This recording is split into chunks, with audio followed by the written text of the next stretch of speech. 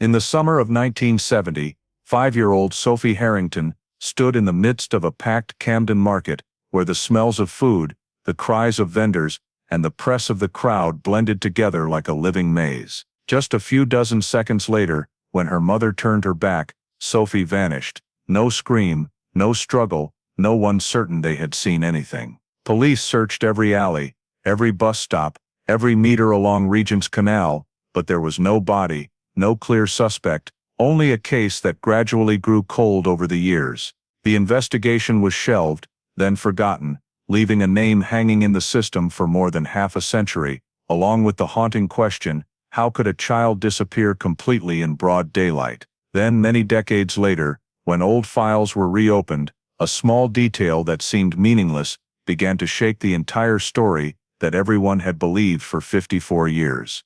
Before diving deeper into the story, don't forget to subscribe to the channel and hit the notification bell so you don't miss the latest cases. Camden Town, London, summer 1970, midday poured down on Camden Market like a heavy blanket, hot with the smell of people and food, where the narrow streets were crammed with old wooden stalls, faded canvas awnings, and rows of makeshift stands, built so close together that you could touch the person opposite just by leaning your shoulder. The cries of vendors, laughter, haggling, and the rush of footsteps blending into a chaotic sound with no beginning or end. Sophie Harrington, 5 years old, stood beside her mother in that crowd, her tiny frame almost swallowed among the legs of adults, her little hand clutching her mother's coat hem as a natural reflex, her eyes wide as she observed everything around her, with the innocent curiosity of a child released for the first time into a world too vast and too noisy. She wore a thin summer dress, her hair tied neatly back, her face slightly flushed from the heat, but her gaze fixed on the constant movement before her eyes. Bags being passed hand to hand, trays of food steaming, hand-scrawled signs dangling loosely in front of stalls. Sophie's mother stopped at a cramped stall right on the edge of the walkway, where the flow of people passed faster and thicker, turning for just a brief moment to get money and hear something the vendor said that she later could not clearly recall. At that point, Sophie was still there, standing right at the edge of the stall, leaning slightly towards the narrow passage between the two rows of stands, where dappled light fell on the ground, and shadows of people glided past without pause. That was the last image seen with certainty, a 5-year-old child standing still, not crying, not calling, just looking towards the flowing stream of people. There was no unusual sound, no strong collision, no one turned back because of anything strange.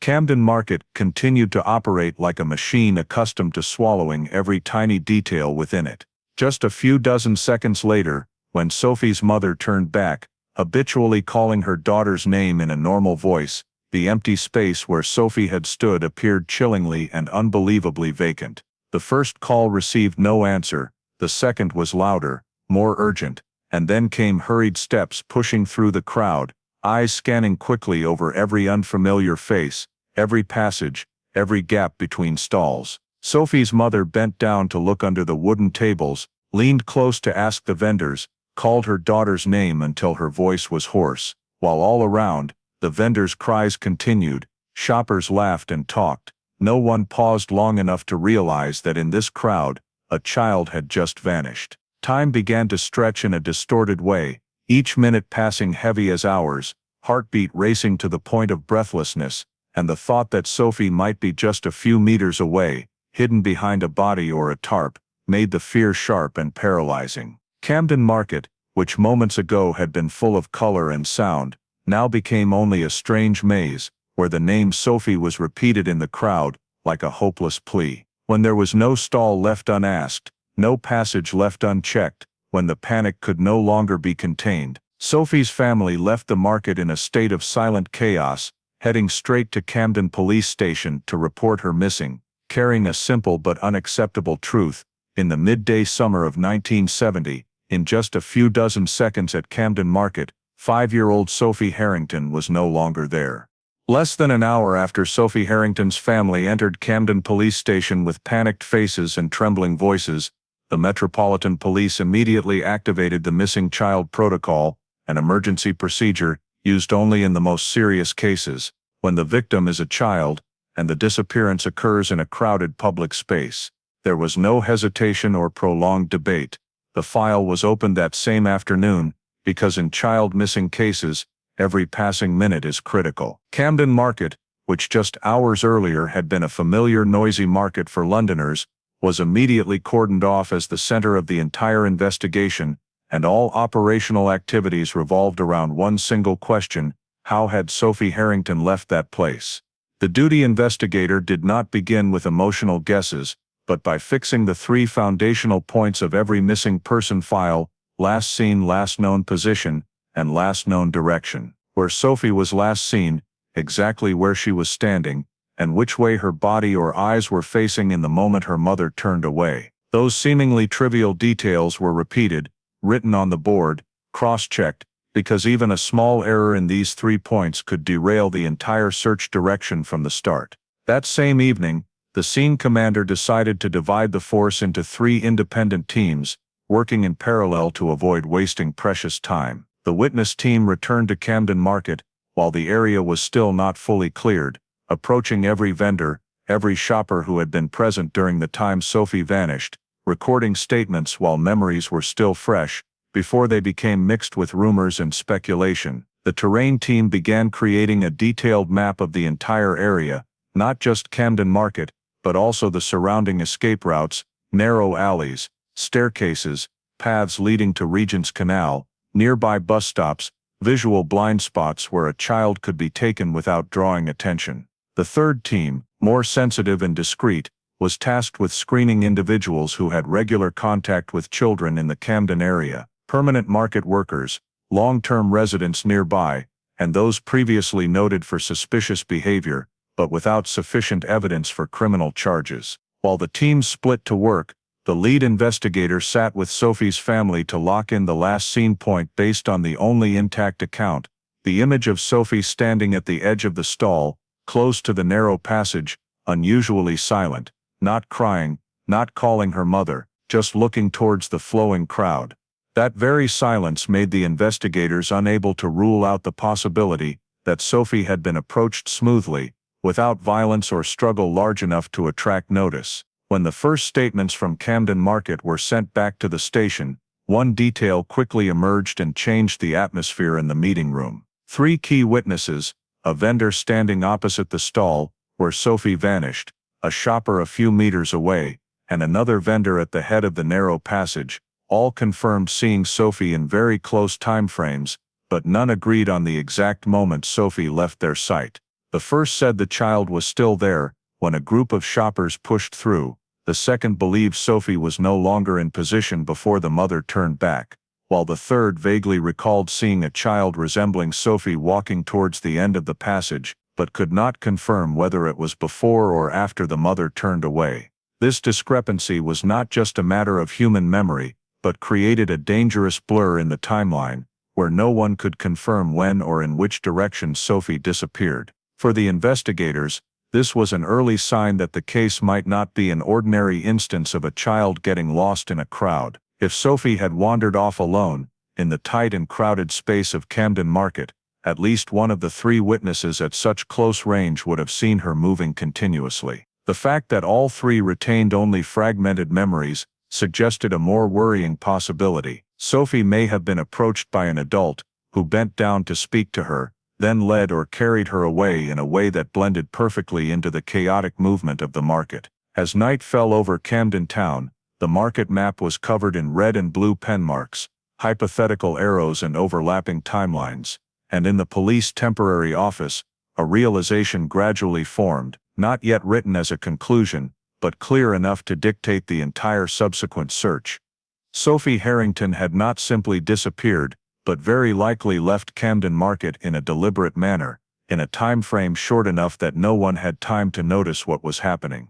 Right from the first night, while the initial statements were still fresh, and Camden Market remained partially cordoned off, the Metropolitan Police began the next crucial step of the investigation, constructing a minute-by-minute timeline for Sophie Harrington's disappearance. No longer vague descriptions or hazy feelings, everything had to be pinned to numbers, because in child disappearances, time is not just context but evidence. The 0 minute was fixed at the moment the mother turned away from the stall, the last certain sighting of Sophie standing close to the edge, looking towards the narrow passage where people passed faster. From there, investigators broke down each time segment, reconstructing the market's movement and what might have happened in the first 15 minutes, the period where, based on operational experience, the chance of recovering the victim intact remains highest. In the 0-15-minute frame, each witness was placed exactly where they had stood, facing the direction they had looked, at the exact time they remembered seeing or not seeing Sophie. The initial results revealed a worrying truth. In this period, Sophie was not recorded moving continuously in any direction. No witness saw her walking alone from the stall towards the market exit, nor did anyone see Sophie standing crying or appearing distressed. Moving to the 15-30-minute mark, investigators expanded the search radius, considering the possibility that Sophie had moved further within the market or left the area immediately after losing her mother's sight. Here, they began incorporating an important factor: the maximum speed of movement of a 5-year-old child in a crowded environment. Based on behavioral studies and real data, a child of this age, if moving alone in a crowd, would travel slower than adults, frequently stop, be easily obstructed, and unlikely to cover more than a few dozen meters in minutes without drawing attention. Applied to Camden Market's terrain with narrow passages, closely packed stalls and uneven crowd flow, investigators realized that if Sophie had wandered off alone, at least one close-range witness would have seen her continuous movement in the first 15 minutes. However, that did not happen. As the timeline extended to the 30-45-minute mark, the picture became even more abnormal. In this period, statements about possibly seeing a child resembling Sophie began to appear, but all were vague, not matching in timing or direction of movement, and no witness could confirm that the child they saw was definitely Sophie Harrington. Investigators plotted these statements on the map, drew hypothetical routes, and quickly realized they could not connect into a logical path if Sophie was moving alone. It was in overlaying the 0, 15, 30, 45-minute marks that a dangerous gap gradually revealed itself. Amid what seemed continuous statements, a 6-minute interval emerged, where no witness confirmed seeing Sophie anywhere, in any direction. These 6 minutes were not long enough for a 5-year-old to cross the entire market unnoticed, but long enough for an adult, if familiar with the terrain, to leave the area with a child without causing significant disturbance. Investigators returned to the hypothesis that had begun forming from the earlier mismatched statements, the possibility that Sophie had been approached and carried away. If an adult bent down, spoke a few words to Sophie, then picked her up or led her close beside them, that action could have blended perfectly into Camden Market's rhythm, where adults constantly carried young children, hauled goods, and moved in tight crowds without anyone noticing. Those 6 minutes became the breaking point of the entire timeline, a dark interval that every investigative direction had to revolve around. The Metropolitan Police's view of Sophie Harrington's disappearance fundamentally changed. Instead of assuming a child lost in the crowd wandering aimlessly,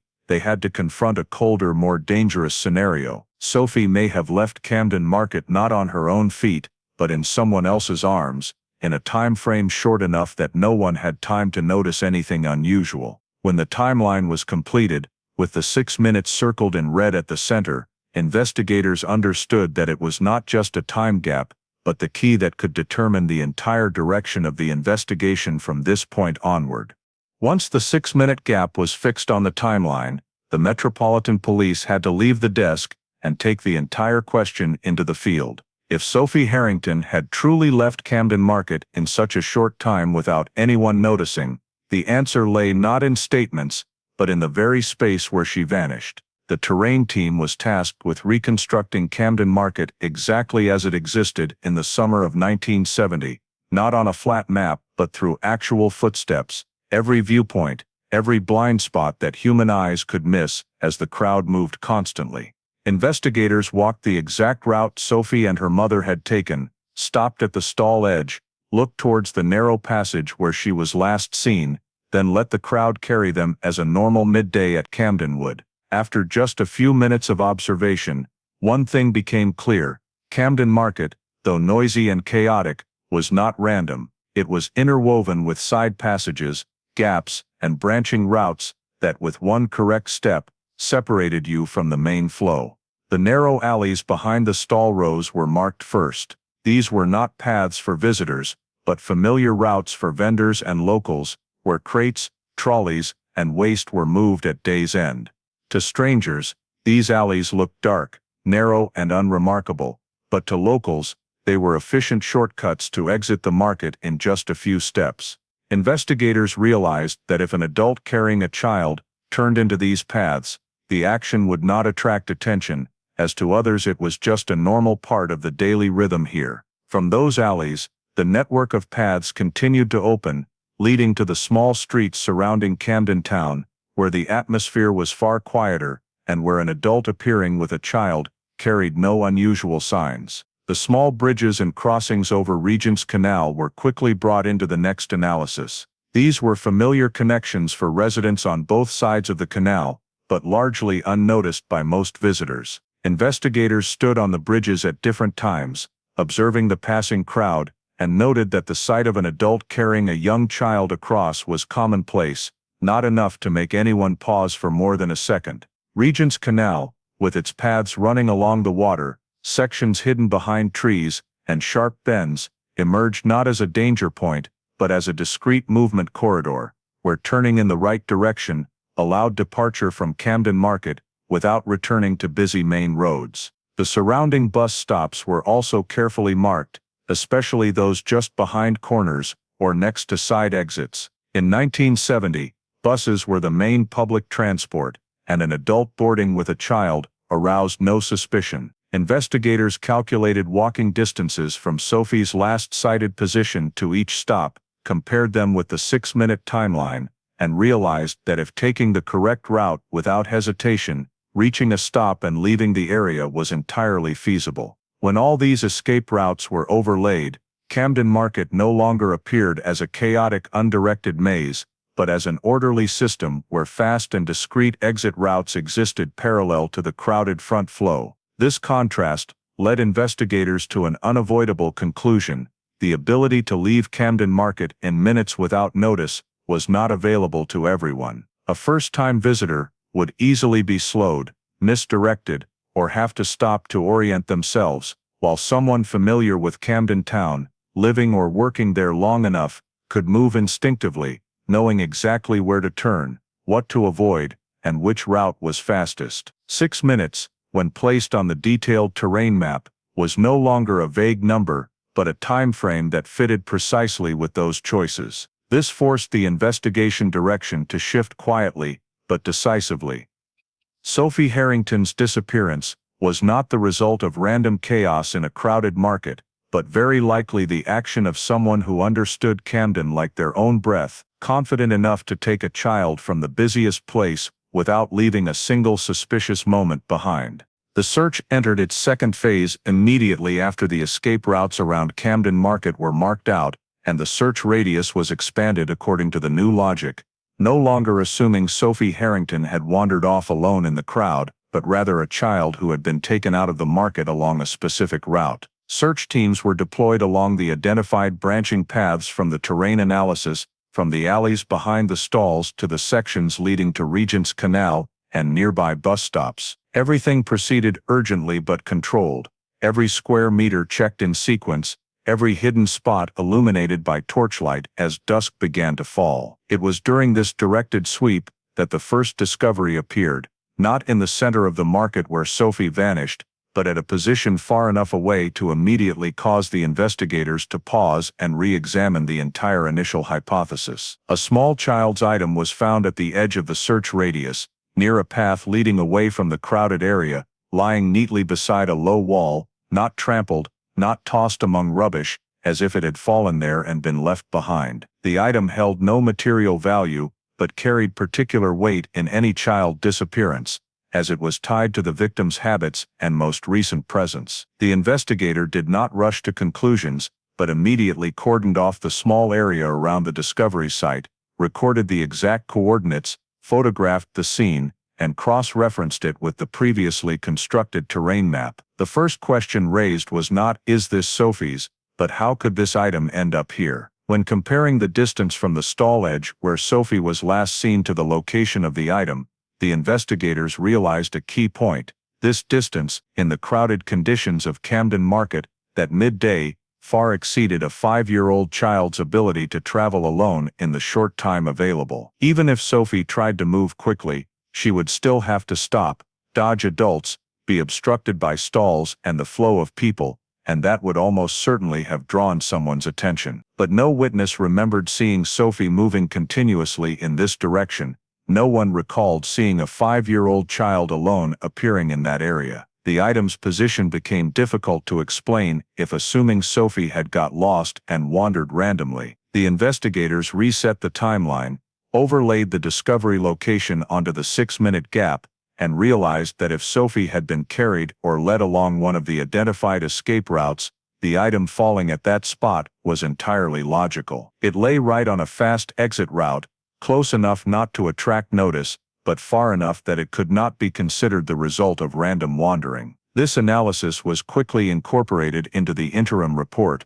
and an important conclusion gradually formed within the investigative team. The lost in the crowd hypothesis no longer held up. If Sophie had left her mother and gone alone, her item would have been found in positions closer to the stall, within the range a 5-year-old could reach before being noticed. Its appearance here, on a selective exit route, indicated the involvement of an adult in the movement. This forced the investigation to shift entirely to a different, colder, and more direct direction. Sophie Harrington had not got lost, and her disappearance was not the result of accidental chaos in Camden Market. The small item lying beside the low wall became the first marker showing that Sophie's journey had been directed from the start, and that in the brief time between her mother turning away and the moment the entire market realized a child was missing, someone had been calm enough and familiar enough with the area to take Sophie much further than a 5-year-old could manage alone. The discovery of Sophie Harrington's item in a position beyond a 5-year-old child's independent reach forced the Metropolitan Police to do what every serious investigation must: systematically rule out incorrect hypotheses, even the most common ones in child disappearances. Instead of hastily settling on a sensational scenario, the investigators returned to the analysis table, successively placing each hypothesis under operational scrutiny, cross-referencing it with field data, the minute-by-minute timeline, and the pieces collected from Camden Market. The first hypothesis, and psychologically the easiest to accept, was that Sophie had got lost in the crowd. In a busy market like Camden Market, a child slipping away from parents and becoming lost was not uncommon. However, when this hypothesis was placed against the case facts, it quickly revealed unexplainable gaps. If Sophie had wandered alone, she would have moved slowly, stopped frequently, and been constantly obstructed by the flow of people. A 5-year-old child, barely reaching adult waist height, could hardly travel tens of meters in such an environment without drawing attention, especially when close-range witnesses all failed to recall seeing Sophie moving continuously. The location of Sophie's item further weakened this hypothesis. It was not a place a lost child would reach randomly, but a selective exit route. When all these factors were compared, the possibility that Sophie had simply got lost in the crowd was gradually removed from the priority list. The second hypothesis considered was an accident, a possibility often weighed when a disappearance occurs near hazardous terrain features like canals or bridges. Regent's Canal, with its paths close to the water's edge and sections hidden from view, had been thoroughly searched from the outset. However, investigators quickly realized there was no indication Sophie had reached this area alone. No witness saw a child standing near the water's edge, no signs of disturbance, and most importantly,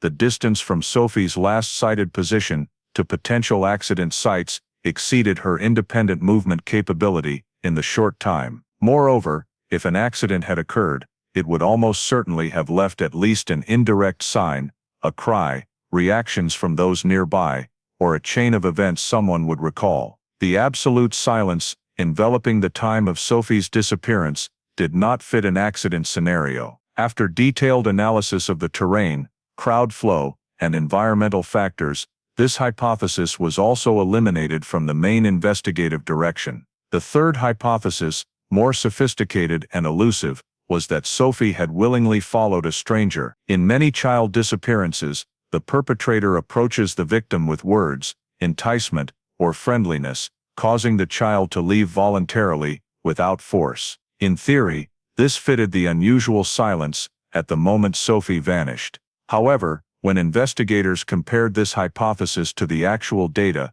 serious questions arose. A 5-year-old might follow a stranger for the first few steps, but traveling far enough to the item's discovery site, navigating the crowd, and choosing the fast escape routes required more than innocent curiosity. It required control, direction, and a pace Sophie could hardly manage herself. Furthermore, if Sophie had walked beside a stranger without being carried or held close, there was a high chance at least one witness would recall seeing a child with an adult for long enough to stand out, but no statements clearly matched that scenario. As each common hypothesis was eliminated, the remaining picture, though chilling, became increasingly clear. Investigators had to confront an unavoidable operational conclusion. Sophie Harrington had not left Camden Market randomly. She had not wandered off alone, suffered an accident, nor simply followed a stranger unconsciously. What occurred in the 6-minute timeline gap indicated a deliberate approach, where an adult had fully controlled Sophie's movement from the outset. The action was gentle enough not to attract notice, fast enough to bypass the crowd's natural oversight, and calculated enough to take her out of the crowded area, via escape routes only someone very familiar with the locality would use. This conclusion brought no comfort, but it provided something more important for the investigation: a clear direction. From this point, Sophie Harrington was no longer viewed as a child lost in chaos, but as the victim of a prepared act, and the search shifted to a different phase where naive assumptions had no place. When the operational conclusion indicated Sophie Harrington had been deliberately approached, the Metropolitan Police had to move from hypothesis analysis to a more concrete and sensitive step: identifying individuals capable of reaching Sophie in that brief moment. The initial suspect list was not compiled from intuition or rumor, but from cold, clear criteria: who had a legitimate reason to be at Camden Market that midday, who was familiar enough with the area to move quickly in 6 minutes, and who had a justifiable reason to interact with children without arousing suspicion. Investigators started with the most visible groups. Market workers were screened first: permanent vendors, porters, cleaners, faces so everyday they became invisible in the crowd. They were interviewed in the same sequence, with the same questions revolving around position, timing, movement routes, and what they saw or did not see during the window Sophie vanished. Next came drivers and transport staff, especially those present near bus stops or regularly moving around Camden Market's edges. In 1970, a driver waiting for passengers or smoking near a stop was a familiar sight, making them a natural part of the scene, hard to notice. The third group was long-term residents around Camden Town, those who knew every narrow alley, every shortcut, and could enter and exit the market unquestioned. The list quickly lengthened, not from lack of focus, but because the selection criteria were too broad in such a densely populated area. However, the initial suspect list was not meant to identify the perpetrator immediately, but to gradually narrow possibilities based on behavior and fit with the reconstructed scenario. Investigators cross-checked each person's statement against the minute-by-minute timeline, verifying where they could have been in the 6-minute gap and whether their movement routes matched the identified escape paths. Some names were quickly eliminated for clear reasons: present elsewhere, confirmed by multiple people, or unable to reach Sophie's disappearance area in time. But others were not cleared due to proven innocence, but because they lacked sufficient priority in the context of limited resources. One such name appeared early on the list: a man familiar at Camden Market, frequently present around the stalls and side passages. His statement contained no clear contradictions, but also provided no specific alibi for the critical period. However, his record showed no prior offenses involving children, no formal complaints, and he did not stand out more than other suspects demanding more urgent attention. Amid pressure to search quickly and handle dozens of leads simultaneously, this name was moved to the bottom of the list, not because he was proven innocent, but because there were insufficient factors to keep him high priority. That decision was recorded in the file with a brief administrative note, then buried under other pages, as the investigation raced against time. Screening the initial suspect list lasted many days, with numerous interviews, cross-checks, and eliminations, but yielded no clear breakthrough. Instead, it left an uneasy feeling within the investigative team. Although they had identified the group capable of reaching Sophie, no name stood out enough for charges, and some elimination decisions were based on priority rather than firm evidence. In the silence of late-day meetings, investigators understood that this first suspect list was not the final answer, but merely a snapshot of a moment, where a few names were pushed out of the spotlight, not because they were innocent, but because the investigation had to move forward, carrying gaps that later might return to haunt the entire file. Entering the second week since Sophie Harrington's disappearance, the atmosphere of the investigation changed in a slow but irreversible way. In the early days, every decision was driven by absolute urgency, by the belief that if they acted fast enough and forcefully enough, Sophie could still be found within survivable range. But as initial sweeps yielded no concrete results, the golden time, the most precious asset in any child disappearance, slipped away irretrievably.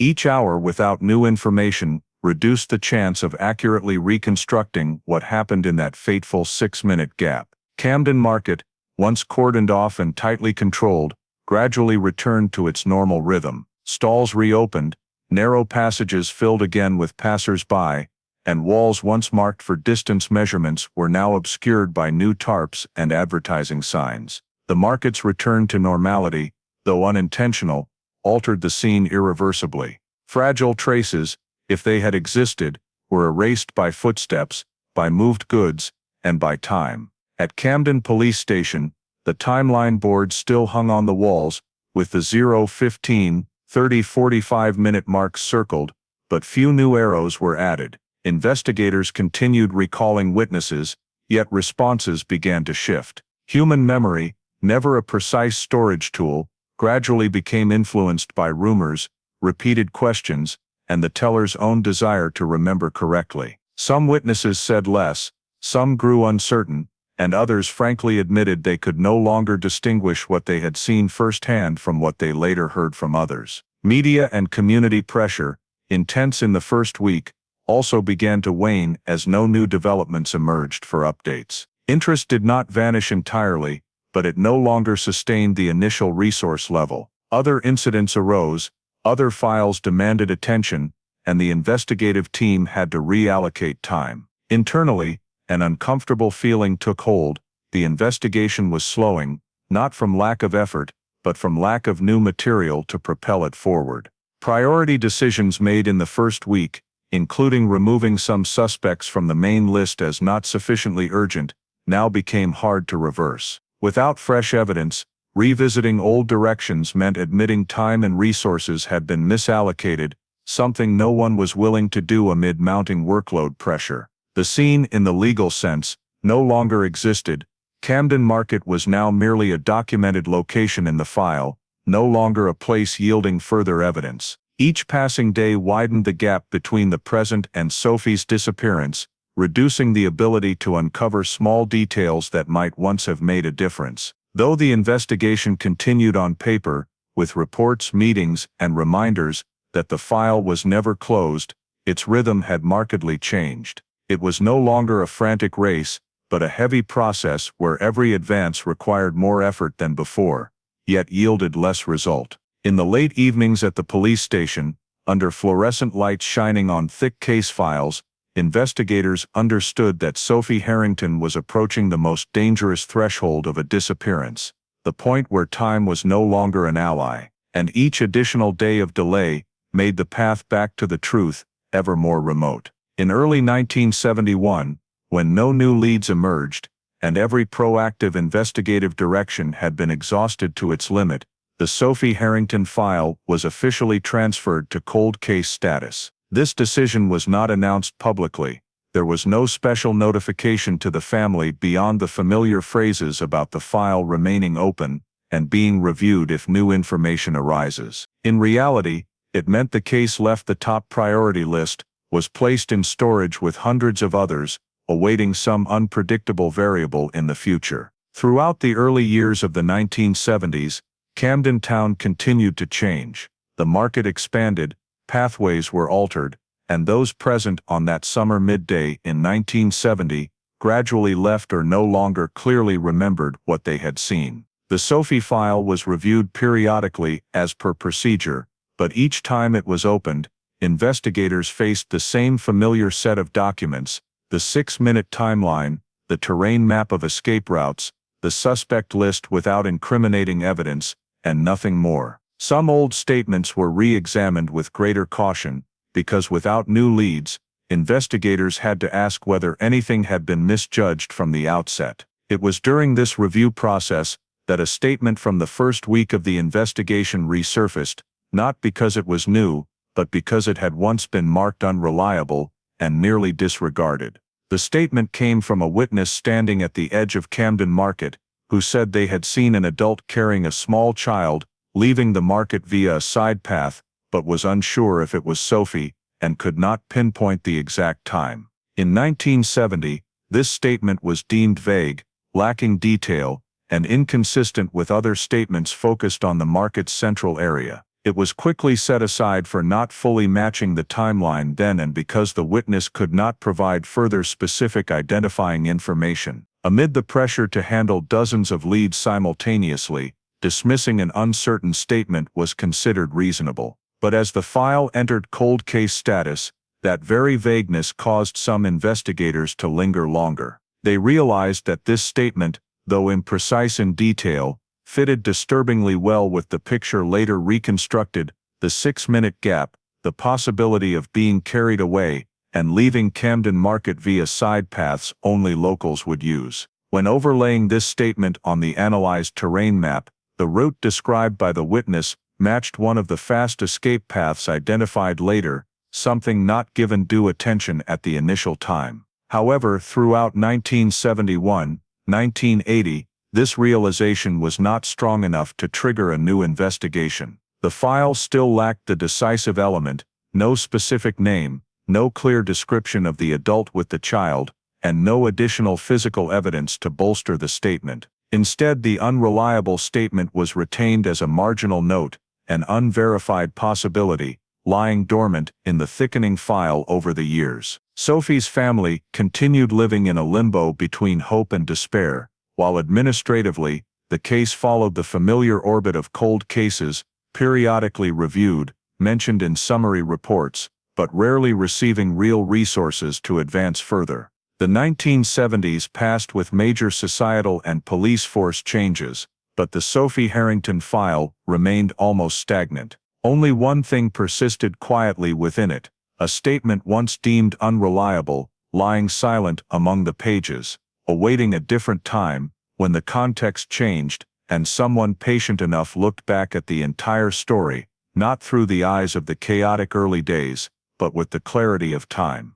Entering the 1980s, the Sophie Harrington file remained in the Metropolitan Police cold case storage, but the nature of the investigation began to change in a way quite different from the years immediately following the disappearance. If 1971, 1980 was a period of silence and internal review, from 1980 onward, this file was repeatedly awakened by sightings of Sophie reported across England. Each time, the file was pulled from the shelf, opened, supplemented with a few pages, then closed again in a heavier state than before. Anonymous calls, handwritten letters to police stations, even letters sent directly to Sophie's family, all described the same thing: a little girl, then a young woman, resembling Sophie Harrington, seen in Manchester, Birmingham, Liverpool, even the southern coast. Each report carried fragile hope that Sophie was still alive, that she might have been raised by someone, and that with just one correct piece, everything would be revealed. The Metropolitan Police could not ignore any information, no matter how vague. Each report was recorded, cross-referenced with the file, and if necessary, forwarded to local forces for verification. Age-progressed images of Sophie were updated periodically, using methods of the era, sent out with identifying feature descriptions, in an effort to follow the trail of a child missing for 10 years. However, the more checks were conducted, the more results followed a sad pattern. The girls reported as Sophie turned out to have only vague similarities, or were completely unrelated after verifying documents, family, and personal history. Some cases were innocent mistakes, stemming from incomplete memories of the reporter. Others carried speculative tones, as Sophie's image in community memory gradually became more symbolic than a specific person. There were even reports sent with unclear motives, causing investigators to be more cautious in resource allocation. After years handling dozens of false reports, a reality gradually formed within the investigative team. If Sophie Harrington was still alive somewhere in England, identifying her by old features was nearly impossible. Time had altered face, build, and even self-perception. This forced investigators to return to what they knew for certain from the early days. Sophie had left Camden Market in a controlled manner, in a short time, with active adult involvement. When set against the fact that no sighting matched convincingly throughout the 1980s, a new hypothesis began to form, initially as a cautious thought, then gradually as serious reasoning. Sophie might have had her identity changed very early. If the person taking Sophie not only wanted to leave Camden Market safely, but had a long-term plan, completely severing ties between Sophie and her original identity, was almost obligatory. A 5-year-old child, raised in a new environment, with a new name and a new backstory, could grow up unaware she had once been a missing child. This hypothesis explained why the dense sightings all led to dead ends. People were searching for Sophie Harrington, while Sophie Harrington might have ceased to exist on paper and in societal awareness from the early 1970s. It also forced investigators to revisit the case's early phase with a different question, not just who took Sophie, but who could raise and conceal a child long-term without detection. However, in the 1980s, access to cross-regional data, civil registries, and comparison tools was very limited. Checking identity changes nationwide was nearly impossible, especially without a clear starting point. Thus, this hypothesis was noted in the file as a new line of thinking, but could not yet be turned into concrete action. The 1980s ended with a painful paradox. Never had the Sophie Harrington file received so many reports, yet never had it been further from resolution. In the storage silence, investigators understood they faced a case beyond the capabilities of traditional investigative methods of the time. If Sophie had truly lived under another name for years, the answer would not come from random sighting calls, but from a future where data, technology, and human approaches could completely change how a cold case was viewed. Entering the 1990s, the Sophie Harrington file entered a new phase, not due to a breakthrough lead, but because the way police stored and revisited the past began to change. The Metropolitan Police, like many forces across the United Kingdom, started digitizing old files, transferring thick time-yellowed paper stacks into electronic data systems for preservation and easier access. For Sophie's file, this was the first time in years that all 1970 documents were systematically opened, every report, statement, and diagram re-entered, coded, and linked. The process carried no grand expectation of immediately finding Sophie, but it inadvertently created something else, placing old documents side by side in ways never before possible. When younger investigators, not directly involved in the original case, began reading the file from start to finish on computer screens, some anomalies gradually emerged. These were not dramatic details, but small inconsistencies in 1970 reports, seemingly harmless discrepancies that recurred. The time Sophie was last seen was recorded differently in reports from different teams, sometimes differing by mere minutes, but when placed on the fateful 6-minute timeline, that difference became significant. The position of the discovered child's item during the search was also not fully consistent. One report described it near a side path, while another noted it found close to a wall behind stalls. These differences were not large enough to create a new investigative direction, but sufficient to raise the question, had the case's most foundational data ever been fixed accurately. Some investigators realized that in the chaotic early days of 1970, under time and media pressure, many reports were hastily drafted, based on oral accounts and unsettled witness memories. That was understandable in the context, but viewed through 1990's eyes, it revealed worrying ambiguities. However, discovering inconsistencies did not mean someone was available to pursue them fully. Original investigators had retired or transferred, while those newly accessing the file faced a cold reality: no resources, no societal pressure, and no new leads to justify comprehensively reopening the case. The inconsistencies were noted in the digitized system,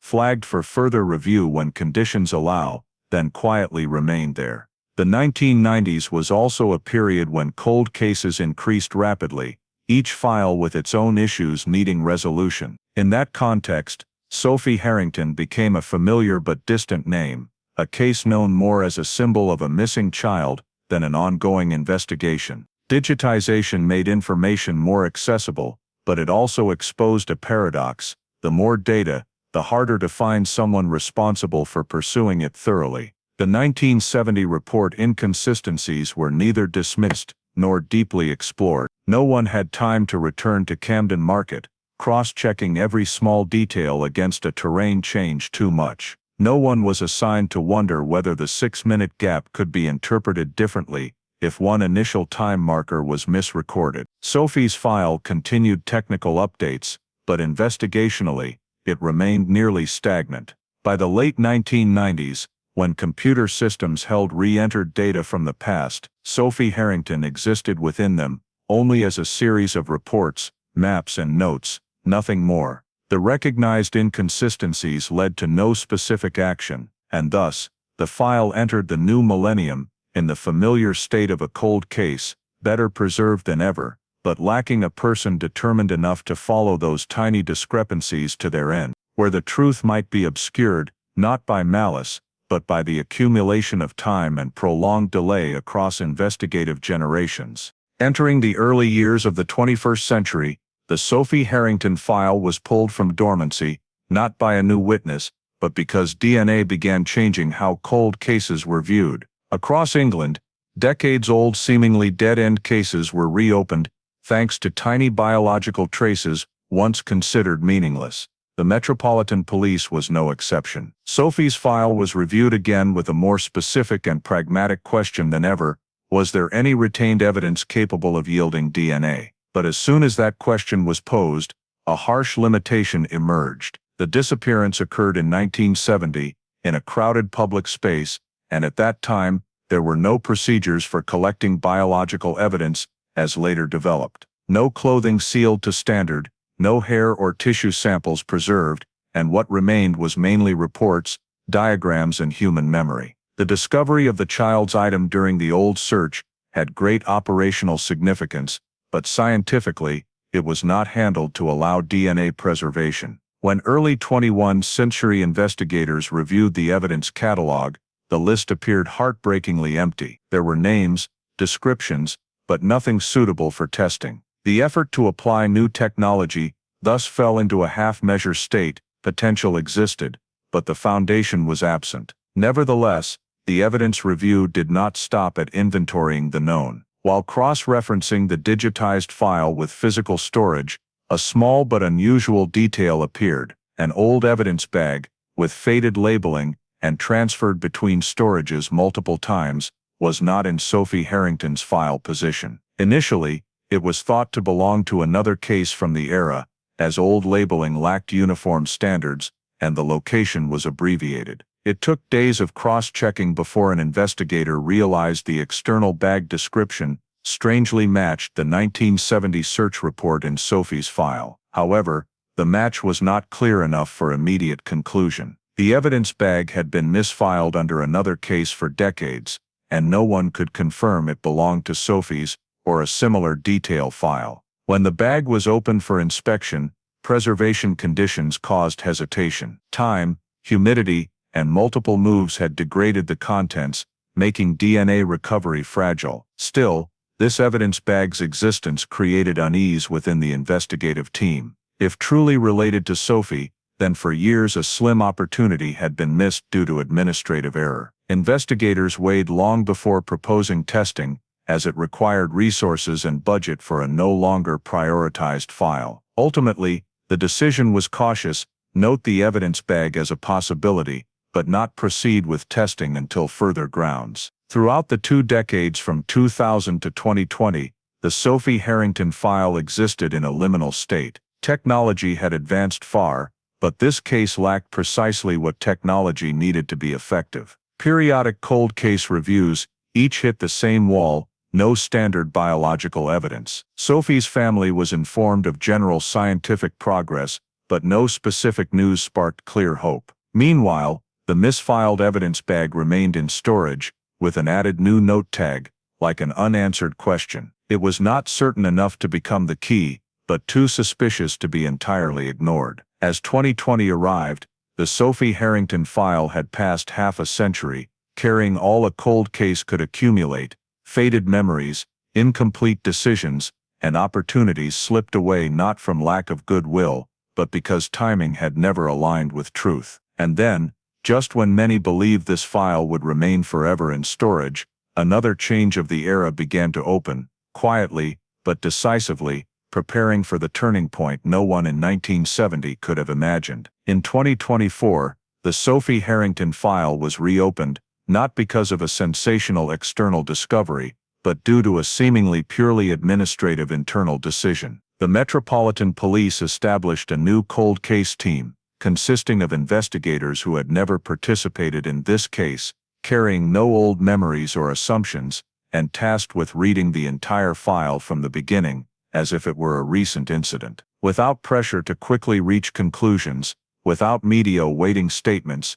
the new team began by doing what no one had truly done comprehensively in over half a century: reading everything, in strict chronological order, overlooking no detail simply because it had once been deemed unimportant. The digitized files from the 1990s were reopened on large screens, alongside the old paper originals retrieved from storage for cross-checking. The investigators were not searching for new leads, but for consistency, or more precisely, for inconsistencies that had been accepted for too long as obvious. They returned to the summer midday of 1970 at Camden Market, reconstructing every time marker, every statement, every hastily drawn diagram from the early days. It was during this process that a frightening realization gradually formed. The timeline long considered the foundation of the entire investigation, with the 0-minute, the 6-minute gap, then the 15, 30, 45-minute markers,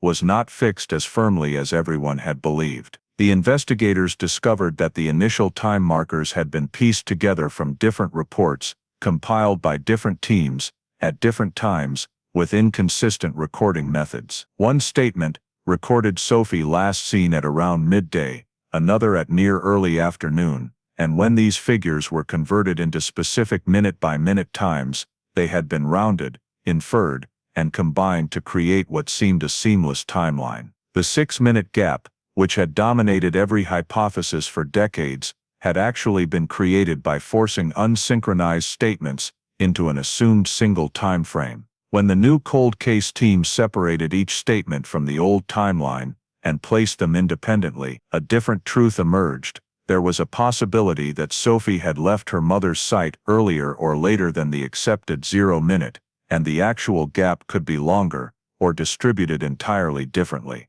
This did not negate the possibility that Sophie was taken away, but it shook the assumption that everything occurred within a narrow, absolutely controlled time window. More importantly, it showed that the entire deductive structure of the case had been built on an unstable foundation from the start. The investigators realized that in the pressure of the early days of 1970, with limited tools and great societal pressure, constructing a usable timeline had been prioritized over constructing an accurate one. Over time, that timeline was repeated, cited, and reinforced to the point where no one questioned its validity anymore. The new team began doing what had never been done systematically, dismantling the old timeline, rebuilding it from scratch by assigning each statement a specific reliability level, rather than forcing all into a single event sequence. In doing so, some details once seen as exceptions or unreliable began finding reasonable positions. The statement sidelined in the 1970s, describing seeing an adult carrying a child leaving the market, no longer conflicted with the new timeline, but instead fitted better than with the old structure. The discovery of the child's item in a position far from the market center no longer needed to be tied rigidly to the fixed 6-minute marker, but was viewed as an independent spatial reference point. This opened an entirely new perspective. Instead of asking how long Sophie was missing, the question shifted to the sequence in which Sophie was taken, with what stops, in a time frame far more flexible than the initial assumption. For the new cold case team, this discovery brought no immediate excitement, but a heavy feeling. It meant that half a century of investigation had relied on a flawed time frame, and that many past decisions to exclude, prioritize and delay might have been made on inaccurate grounds. However, this very acknowledgement created what the Sophie Harrington file had lacked for years, a new starting point, not through new leads, but by revisiting old truths with eyes no longer bound by assumptions turned into dogma. In 2024, for the first time since the summer of 1970, this file was no longer guided by what people believed had happened, but began to be guided by a more fundamental question: what really happened, if from the beginning we had misunderstood its sequence? The realization that the 1970 timeline had been constructed wrongly from the start created a chain reaction that the new cold case team could not ignore. When the old deductive foundation was removed, what had once been deemed insufficient or inconsistent began returning to the desk with an entirely different attitude. In that context, the evidence bag once misfiled under another case, lying silently for decades in storage, was brought back into the light, no longer as a vague possibility, but as a final opportunity to apply what modern science could achieve. The investigative team decided to conduct testing using the latest forensic technologies, methods that in 2000 were not sensitive enough, and in 1970 did not exist at all. Before sending samples for analysis, they spent many days cross-referencing every line of old reports, determining the most reasonable link between the evidence bag and the initial search process, not to prove it definitely belonged to Sophie, but to ensure that if results emerged, they would be placed in the correct context. Forensic experts were invited from the preparation stage, assessing material degradation, cross-contamination risks from multiple storage moves, and the potential for extracting remaining biological information. This was not an easy decision, as unsealing an old evidence item carried the risk of losing the only chance if handling was imprecise. But the cold case team understood that further delay would only mean allowing time to continue what it had done for half a century,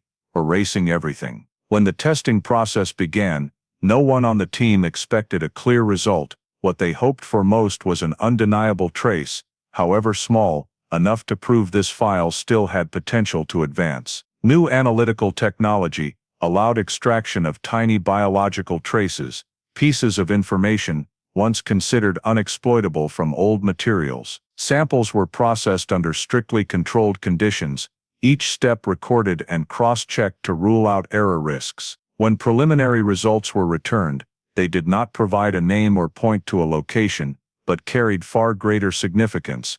There were no signs indicating Sophie Harrington had died, no biological traces matching the death scenario assumed for years in the context and time. Instead, indicators showed the evidence had been in contact with a normal living environment over an extended period, more consistent with a child continuing to live, being cared for, being moved, rather than having her existence terminated immediately after disappearance. This conclusion was not rushed. Forensic experts repeated the process, compared with reference data, and checked alternative explanations, because in a case spanning over half a century, a wrong conclusion would cause irreparable consequences. But each recheck yielded consistent results. What remained on the evidence did not tell a story of death, but of continuation. For the cold case team, this was the moment the entire Sophie Harrington file changed state. For decades, hypotheses were built around the worst possibility,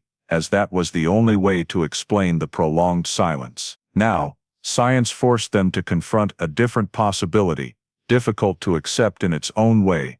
Sophie might have lived, grown up, and existed somewhere for over 50 years without anyone realizing. This discovery brought no immediate relief, as it did not answer where Sophie was or who took her. But it did something more important. It broke the psychological loop that had kept this file in waiting across investigative generations. When the information was presented to command, the reaction was not celebration, but silence. Silence because everyone understood its meaning. If Sophie had never died, then every past investigative decision needed re-examination under entirely new light. The early identity change, once merely a cautious hypothesis in the 1980s, now became a central possibility. The sightings of Sophie across England, once dismissed for mismatched identification, suddenly were no longer meaningless, and the statement marked unreliable in 1970, when placed against the new forensic results, no longer stood on the story's sidelines. The cold case team did not rush to announce anything externally. They understood that a scientific conclusion, however solid, needed careful integration into the new investigative strategy, but internally, an irreversible truth had emerged. This file was no longer the story of a lost child, but the story of a person who had lived under another name. The forensic breakthrough did not give them the final answer, but it gave them what this case had lacked for over half a century: a clear direction, based on scientific evidence, rather than speculation. And for the first time since the summer of 1970, the core question of the Sophie Harrington file was rewritten in a way simpler yet more haunting than ever. If Sophie never died, then how did Sophie live, where, and under what identity for the past 54 years? The forensic conclusion that Sophie Harrington had never died forced the cold case team into the most difficult and sensitive phase of the entire file, tracing an identity stolen and maintained for over half a century. This was no longer a traditional investigation, where the goal was to find a criminal or a location, but an effort to peel apart a life carefully built on a foundation of substitution, concealment, and silence, spanning generations. The investigators fully understood that if Sophie was still alive, she could not have existed outside societal systems for so many years. Though taken at just 5 years old, Sophie would still have grown up within some legal structure, needing medical visits, vaccinations, schooling, a residential address, and a name valid enough to appear in state records. Thus, the tracing did not start with the name Sophie Harrington, but by searching for other individuals with incomplete records. The cold case team set up a dedicated data cross-referencing group, connecting systems long existing separately: medical records, education records, and residency records. These were the rare areas a person could not entirely avoid if wishing to exist normally in British society. The filtering criteria were built strictly and coldly. Individuals born in the late 1960s or early 1970s, appearing in the system without clear birth certificates, or with medical records starting unusually late relative to recorded age. Cases of late school enrollment, unexplained school transfers, or gaps in early life years were also considered. This work proceeded slowly and heavily, as each data point had to be read in its historical context. The 1970s and 1980s were periods when the UK's civil registration and data storage systems had many gaps. Informal adoptions, a child appearing in a relative or friend's family, with a simple story, like sent up from the countryside, were not uncommon. That very fact made the possibility of a false identity's existence frighteningly ordinary. As hundreds of records were screened and gradually eliminated, one case began to stand out, not because it was overly abnormal, but because it was too smooth in a hard-to-explain way. This woman, living under an entirely different name, had medical records starting in the early 1970s, exactly when Sophie Harrington disappeared. Her first medical record carried no prior history data, only a vague note that birth information incomplete. Education records showed late enrollment, compared to standard age, with very general recorded reasons, and in early life years, multiple short-term school transfers, without clear explanatory documents. Residency records bore the same pattern, much movement in the initial phase, frequent address changes, then suddenly stabilizing in another part of the country, as if a new life had been locked in from some point. When the investigators placed these markers against the early identity change hypothesis, the compatibility became hard to deny. This did not resemble a chain of random administrative errors, but an identity constructed just legal enough to exist, just vague enough that no one could trace back to the origin. The cold case team conducted deeper cross-checking, reviewing every remaining original document, searching for the smallest signs of inconsistency, differing handwriting in forms, age recording, changing year by year, details amended or overwritten, without explanation. All were insufficient for direct evidence, but combined, they formed a picture consistent to a frightening degree. Identifying this false identity did not happen in an explosive moment, but was the result of months of cross-checking, elimination, and asking whether any other explanation remained. The investigators understood that error at this stage would not only ruin a case, but could shatter an innocent person's life. But the more cautious they were, the more they realized the likelihood this was Sophie Harrington was no longer a distant hypothesis,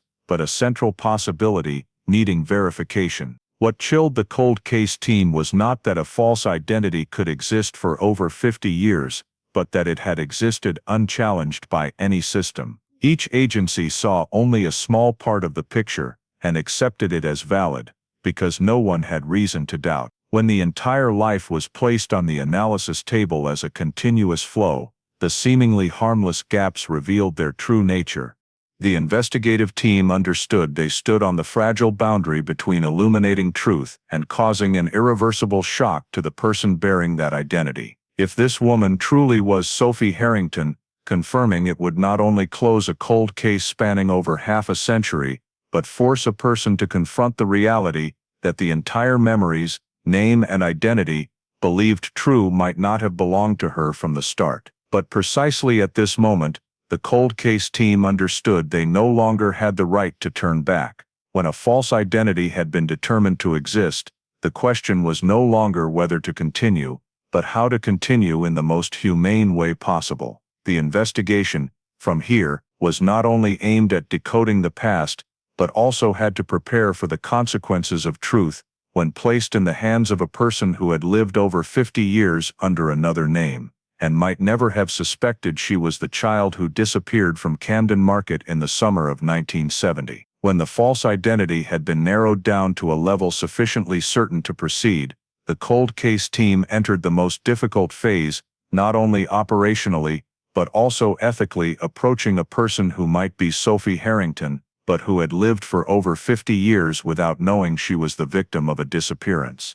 This was not an interrogation, nor a confrontation in the criminal sense. From the outset, the investigative team clearly determined that every action must adhere to the protocol for approaching a living victim under a trauma-informed framework, designed to avoid causing unnecessary psychological harm to those who might have experienced trauma very early in life. There were no uniformed officers appearing suddenly, no direct questions about the past, and absolutely no immediate revelation of the identity hypothesis. The approach was assigned to a small group comprising senior investigators, a clinical psychologist, and a social worker, all trained to recognize unconscious reactions rather than seek confessions. The first meeting was arranged under a neutral pretext, related to verifying old administrative records, reasonable enough not to trigger defensive responses. The woman, living under her current identity for decades, received them with caution but without panic. She showed no signs of someone concealing something,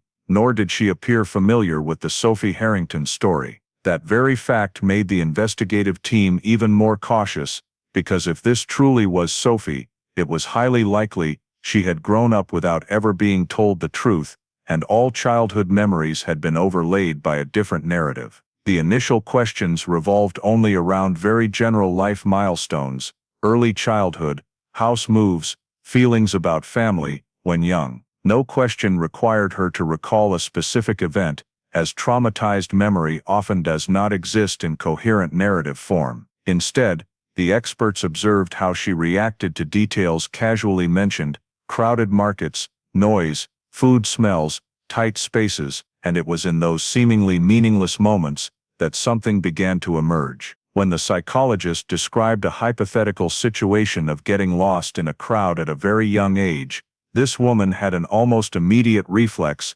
shoulders drawing in, breathing shortening, and hands unconsciously gripping the chair edge. That was not a reaction of curiosity or imagination, but a bodily reflex, formed before language and reason were developed enough to learn or pretend. In subsequent approach sessions, the experts continued observing similar reactions. When mentioning being carried by an adult through a crowded space, she did not recount a story, but her gaze briefly averted, and her body tended to lean back, as if trying to maintain balance in a nameless memory. The experts agreed that these reactions could not be learned from books or hearsay, as they belonged to the layer of sensory memory formed at a very early age. One particular detail caused the entire team to pause for internal discussion.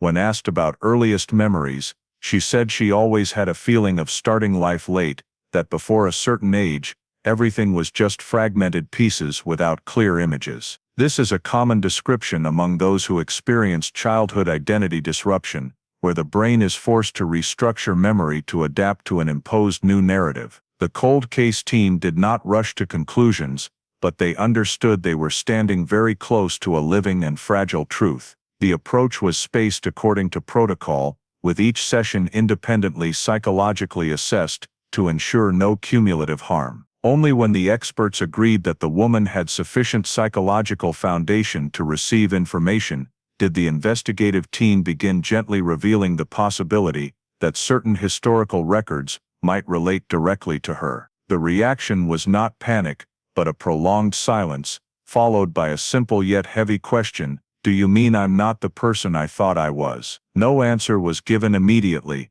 as the goal was not persuasion, but accompaniment. The only thing confirmed was that there were indications she might be the victim of an incident occurring when very young, and that every next step would only proceed with her consent. In the days that followed, childhood reflexes continued appearing in ways impossible to fake: particular discomfort on hearing recorded vendor cries, slight dizziness when entering tight crowded spaces, and a vague fear unattached to any specific story. For the experts, this was not legal evidence, but powerful anthropological and psychological evidence, showing this woman had experienced a major event at an age when the brain lacked capacity to record in language. When the approach phase ended, the cold case team understood they were no longer merely pursuing a case. They were facing a flesh and blood person who might be Sophie Harrington, and every subsequent step, from confirmatory testing to revealing the truth, had to be governed by one single principle: truth has value only when it does not destroy the victim once more. When the approach to the living victim was conducted according to protocol, and the unlearnable childhood reflexes had reinforced the central suspicion, the cold case team returned to the story's starting point: the summer midday of 1970 at Camden Market. This time, they did not reconstruct the event based on the old timeline proven flawed, but on a new structure where each action had to answer three questions: who could approach Sophie, how to leave without drawing attention, and how to conceal a child long-term without detection. The reconstruction aimed not to create a perfect scenario, but to test how well the 2024 findings fitted the 1970 reality. The investigators started from the approach moment.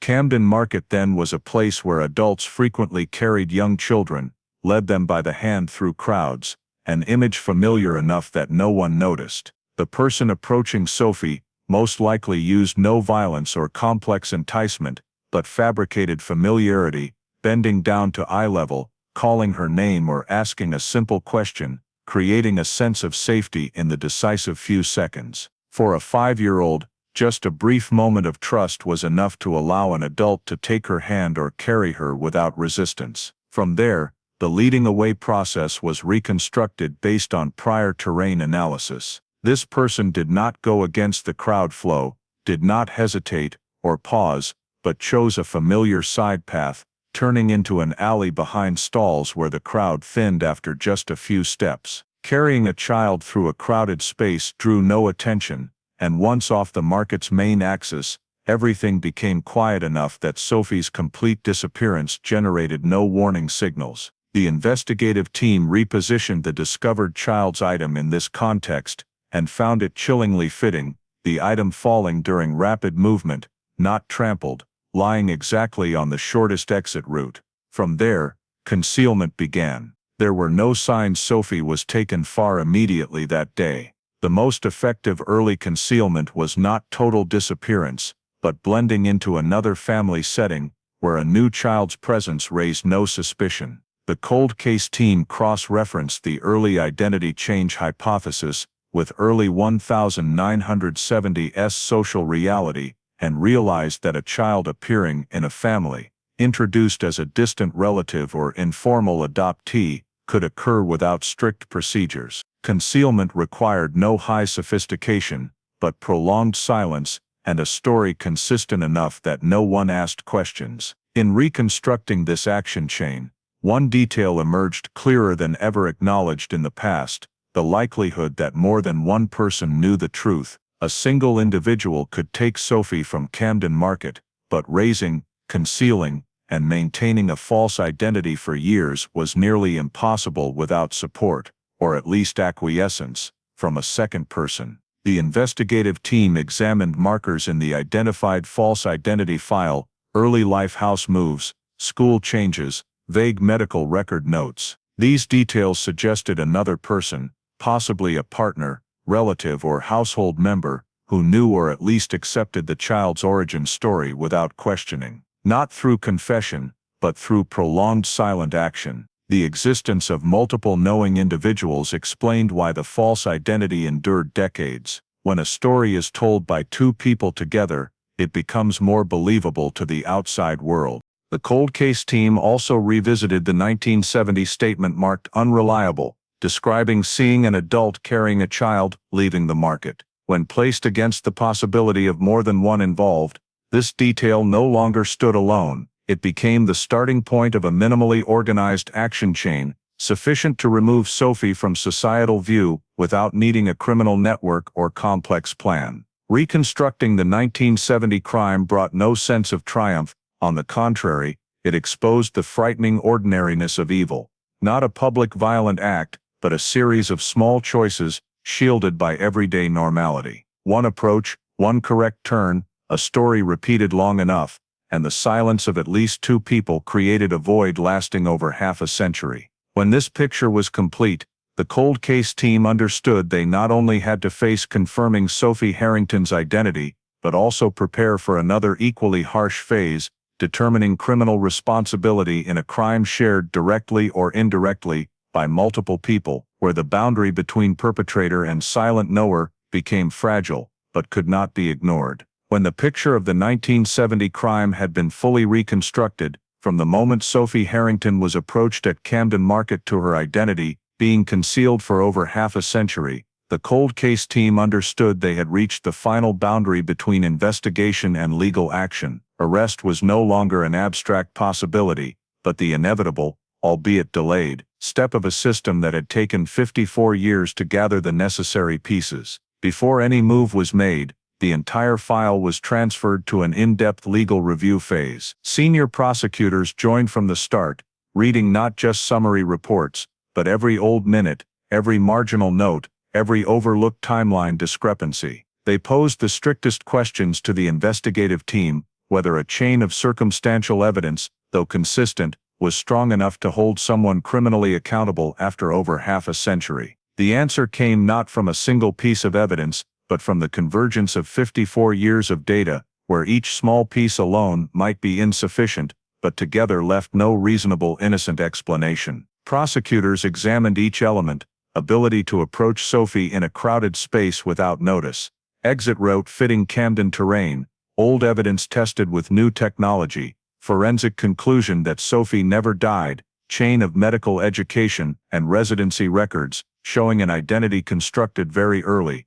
and unlearnable psychological reflexes during living victim approach. All were placed under rigorous proof standards, not to convince public opinion, but to convince a future jury. When legal analyses were complete, the file was submitted to a judge for arrest warrants. There was no drama in that moment, just an ordinary morning with thick marked signed and stamped documents. The warrants were signed with a brief but weighty finding: sufficient grounds existed for an act of abduction and identity deprivation occurring over decades, causing severe and ongoing harm to the victim. Execution of the warrants was planned meticulously, not due to flight risk concerns, but out of humanitarian considerations. The investigative team agreed every action must minimize further trauma risk to Sophie, who was gradually facing the truth about her life. Plainclothes officers approached the suspect at the current residence, a quiet house bearing no signs reminiscent of a crime begun in 1970. When the arrest warrant was read,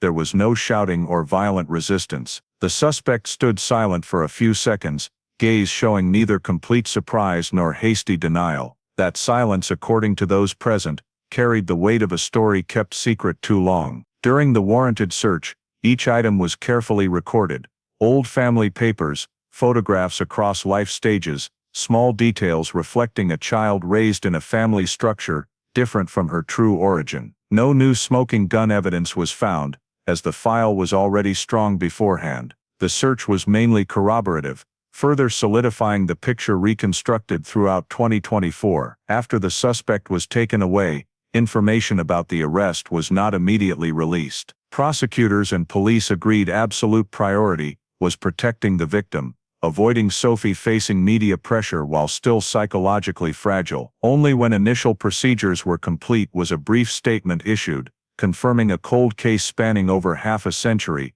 had reached a significant legal development. Within the cold case team, the arrest moment brought no sense of victory, instead, an indescribable solemnity. Relief that finally, justice had appeared before everything passed forever. Bitterness, because everyone understood no sentence could restore to Sophie Harrington the stolen childhood, or the years lived under a name not her own. The signed and executed warrants were the intersection of 54 years of scattered evidence, turning a story once buried in storage into a living case before the law. It did not end the pain, but it ended the silence lasting over half a century, and opened the next phase, where truth would have to be publicly examined, detail by detail, in court, and before the very people who had lived with its shadow their entire lives. The trial did not open as an explosive climax, but as a prolonged dissection, where each fragment of 54 years was placed on the scales before the law. The courtroom in London was packed, but not noisy. The atmosphere was heavy, because everyone understood that this was not just an ordinary criminal case, but a contest involving time, memory, and science, three elements not designed to stand together in a trial. The prosecution began by reconstructing the 1970 event framework, not with emotion, but with structure: the location of Camden Market, the social context, the movement roots, and Sophie Harrington's disappearance, in a short but sufficient time to alter an entire life. They emphasized that this case did not depend on a single witness or solitary piece of evidence, but on the convergence of evidence across decades, where each layer reinforced the next. The defense countered from the outset, focusing on the element of time. They argued that after 54 years, human memory is the most fragile basis for conviction. The 1970 statements had conflicted, the initial timeline was wrongly constructed, and that very admission, in their view, proved the entire foundation of the case unstable. The prosecution did not avoid this weakness. On the contrary, they made it central, precisely because the old timeline was flawed. The file had been frozen for years, and rebuilding the timeline with modern methods was what brought the case back on track.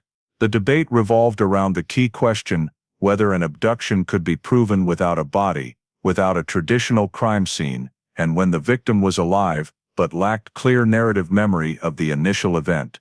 Here, DNA evidence was presented as a scientific pillar. Forensic experts explained to the court the testing of old evidence with new technology, how death was ruled out, and why the conclusion, Sophie never died, was not speculation, but the result of multiple independent analyses. The defense attempted to undermine the DNA's value by questioning cross-contamination risks, the evidence custody chain, and science's limits when applied to decades-old materials. Each question was answered with procedure, records, and result consistency across repeated tests. But the trial was not just a battle between lawyers and experts, it was a direct confrontation with stolen memory. When Sophie, under her current identity, appeared as the living victim, no one in the courtroom expected a complete account. She did not recount a coherent story of the disappearance day. Instead, she described fragments of sensation, fear of crowds,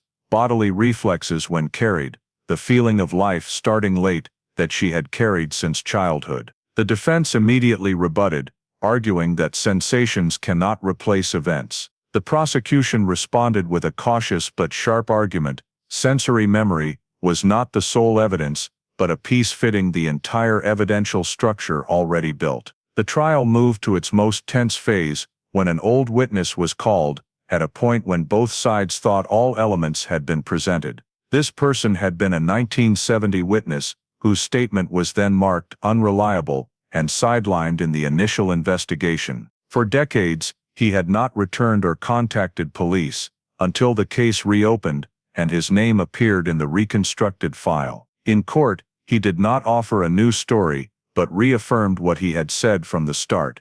He saw an adult carrying a child, leaving the market, via a side path, in a time frame then deemed unimportant. This time, that statement was placed in a different context. It no longer stood alone, but aligned with the exit route, the evidence position, the concealment in another family hypothesis, and the forensic conclusion that the victim was alive. The defense tried to attack the witness's reliability, emphasizing elapsed time and potential memory distortion. But the prosecution did not ask the jury to believe the witness because his memory was perfect.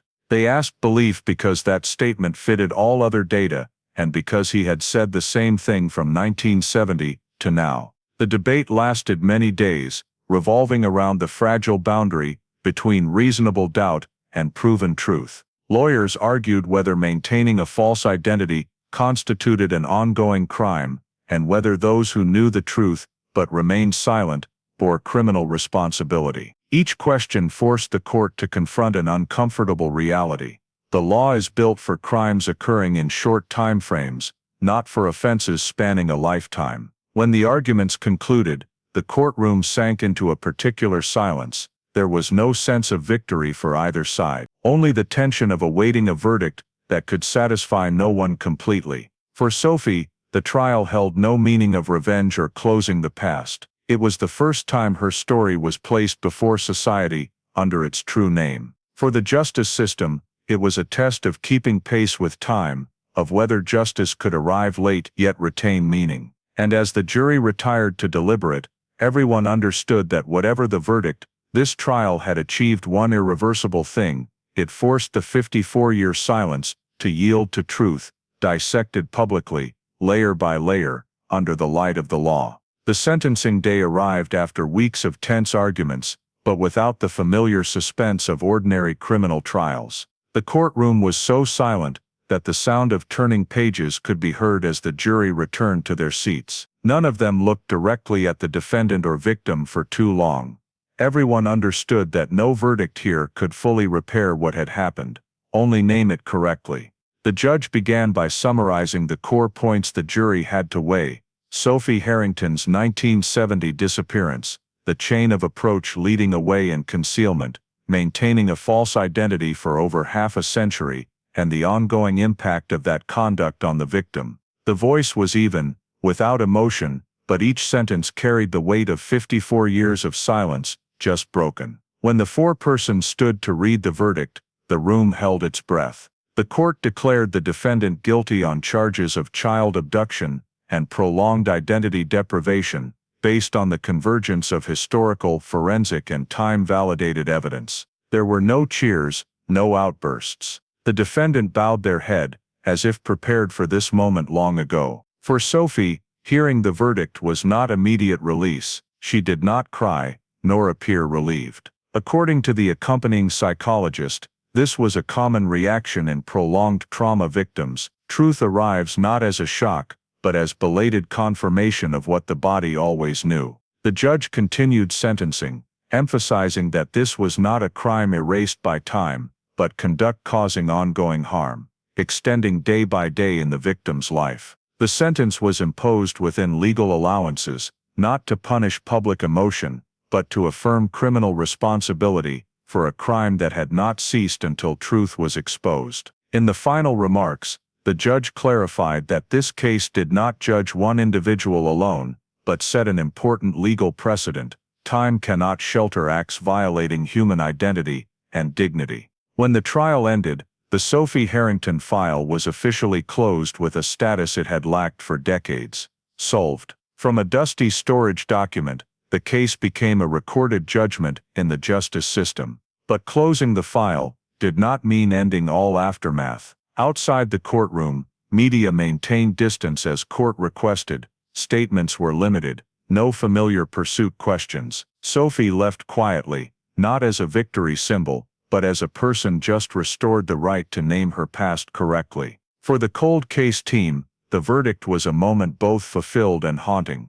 They had achieved what prior investigative generations could not, gathering enough scattered evidence to cross the legal threshold. But they also understood that justice arriving after 54 years always carries irreparable loss. In the final internal report, the case was marked resolved, with lengthy notes on initial errors, missed opportunities, and lessons the system must remember. The verdict did not erase the years Sophie lived under another name, nor restore the stolen childhood at Camden Market in the summer of 1970. But it did something more important for society. It affirmed that truth, however long buried, can still be called forth, and that a life cannot be erased simply because time has passed. As the courtroom doors closed, the Sophie Harrington case officially ended on legal paper. But for those who lived with it, victim, investigators, and the system that once missed it, this verdict was not an end but a milestone. A milestone showing justice can arrive very late,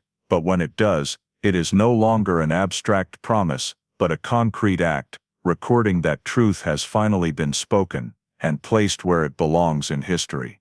When the Sophie Harrington file was closed as solved, the case's aftermath did not stop at the courtroom or in brief news reports. For the Metropolitan Police, this was not just a rare operational victory over time, but a belated warning about what the system can miss when believing time has closed all possibilities. Just days after the verdict, an internal directive was issued, requiring review of all child disappearances from the pre-full digitization era, especially files once classified as showing no crime signs or frozen for lack of new leads.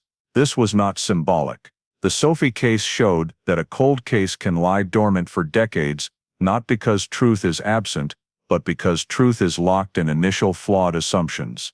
A special task force was formed, comprising cold case investigators, forensic experts, data analysts, and psychological advisors, with the sole mission seeking repeating patterns previously unrecognized as systemic. Old files were reclassified under new criteria, prioritizing cases similar to Sophie Harrington: children missing in crowded settings, no violent signs, no body found, and files early labeled likely death or self-disappearance. The Metropolitan Police also requested cross-referencing disappearances with anomalous identity records nationally, a step never before taken at scale. Individuals with incomplete birth certificates, late-starting medical histories, or early identity change signs were analyzed, not to accuse, but to determine if they might be unresolved disappearance victims. This was a foundational mindset shift, from seeking criminals to seeking people whose lives may have been stolen. The Sophie case also forced police to re-examine how they assess memory and statements. For decades, conflicting or non-fitting statements were often early discarded to streamline files. Now the Metropolitan Police issued new guidelines, requiring investigators to record and preserve even inconsistent statements, treating them as raw data potentially vital when technology or analysis methods change. Approaches to living victims were also reviewed. Previously, reopening cold cases often focused on accusation evidence, sometimes overlooking psychological impact on potential victims. After Sophie, Trauma-informed approach protocols were standardized and made mandatory training, ensuring truth-seeking does not further harm those long silenced. Operational aftermath extended beyond police internally.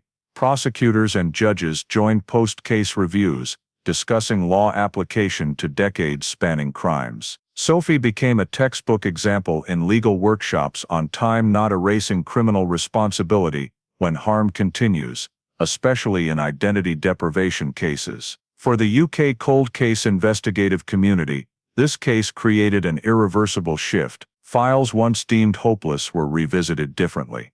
Local cold case teams began greater contact, sharing methods, data and past failures, rather than working in isolated operational silos. Sophie Harrington did not become a noisy media symbol, but her name appeared in training materials, as a reminder that a small early error can prolong consequences across a person's lifetime. The Metropolitan Police also faced its own responsibility. In the summary report, the force acknowledged that the Sophie case exposed historical limits in child disappearance approaches, from hasty timelines to premature hypothesis exclusion. This acknowledgement was not self-defense, but to create transparency for reform. Specific recommendations included mandatory periodic cold case reviews, updating old evidence forensics, and establishing independent mechanisms to challenge long-standing investigative assumptions. As aftermath spread, the Sophie Harrington story gradually moved from individual case to systemic lesson. It showed justice is not just courtroom outcome, but ongoing self-questioning by those entrusted with investigation. For Sophie, file closure did not return her life to origin, but the case's aftermath, creating substantive system change, gave different meaning. What happened to her might prevent repetition for others. The final line of the Metropolitan Police internal report ended briefly, not declaratively, but hauntingly. The Sophie Harrington case reminds us that every unresolved file is not just an open question, but a life awaiting its true name. And for the police, this case's operational aftermath was not conclusion, but starting point for a new view of what is deemed too late. The Sophie Harrington story did not merely close a cold case spanning over half a century, but directly reflected very present issues in life in the United Kingdom today. Sophie vanished amid the crowded Camden market in the summer of 1970, not in a dark alley, but right among sounds, food smells and bustle, seemingly absolutely safe. That detail reminds us that modern society, however civilized and organized, still harbors dangerous gaps in the most familiar spaces. The first lesson lies in community vigilance. 1970 Camden and today's London differ vastly in technology, but the mindset crowded means safe remains unchanged. The case shows just dozens of seconds of distraction suffice for a child to be led away unnoticed, and child protection responsibility belongs not only to families, but to collective awareness of those around. The second lesson concerns systems and trust. Sophie was not just abducted, but deprived of identity for 54 years due to initial flawed investigative assumptions, hasty timeline, discarded statements, misfiled evidence. In today's British society, where we strongly trust institutions and processes, this story reminds that trust should not mean passivity. Citizens have the right and need to question, to speak when seeing prolonged anomalies, especially in disappearances. The third lesson is profoundly humane. Sophie was found not by emotion or intuition, but by science, data, and human persistence. This reflects a very British value: respect for evidence, caution, and fairness, even when justice arrives very late. In today's life, the greatest lesson the story leaves is never treat prolonged silence as the final answer. A person may be living right beside us, carrying a stolen past, and only when society is alert enough, responsible enough, and patient enough, does truth have a chance to be rightly named. If you believe that retelling each case is an opportunity for truth not to be forgotten, please subscribe to the channel and join us on the journey seeking justice, however late it arrives. Thank you for listening to the story of Sophie Harrington, and see you in the next video, where another file will be opened, and silence will again be questioned.